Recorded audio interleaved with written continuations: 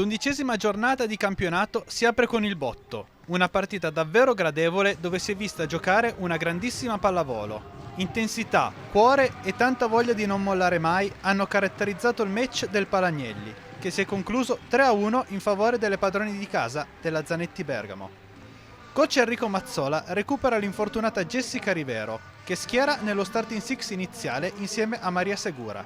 In diagonale palleggio opposto Valeria Caracuta e Camilla Mingardi, centrali Kelsey Veltman e Simon Spitch, come libero Francesca Parlangeli. Marco Fenoglio conferma il sestetto base con Mirkovic come palleggiatrice, Malvina Smarzek opposto, centrali Rossello Livotto e Laura Melandri, in banda Ani Mitchem e il capitano Sara Loda, libero Imma Sirressi. La partita comincia con le leonesse bresciane che attaccano immediatamente la partita. Il parziale procede punto a punto fino al 17° punto, ma poi Brescia prende il largo. Camilla Mingardi, la grande ex della partita, è la più agguerrita e gran parte della vittoria di set è merito suo con 7 punti realizzati. Nella seconda ripresa si comincia nuovamente con l'equilibrio più totale, che procede fino alla fine del set. Questa volta a spuntarla però è la Zanetti Bergamo, che vince per 25-23.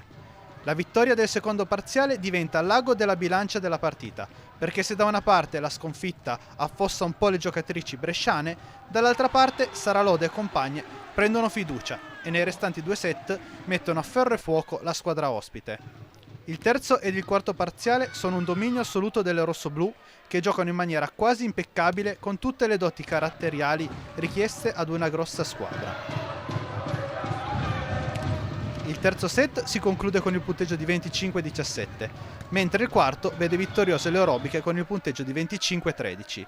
Da segnalare nella partita un minutaggio più abbondante per la giovane promessa canadese delle fila di Bergamo, Kira Van Rick, che sembra aver iniziato a rompere il ghiaccio con il campionato italiano.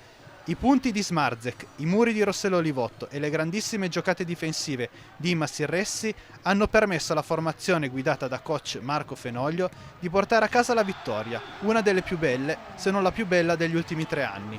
Nel prossimo turno la Zanetti Bergamo sarà ospite di Chieri al Palafenera, mentre la Banca Valsabbina Millennium Brescia farà visita alla Savino del Bene Scandicci.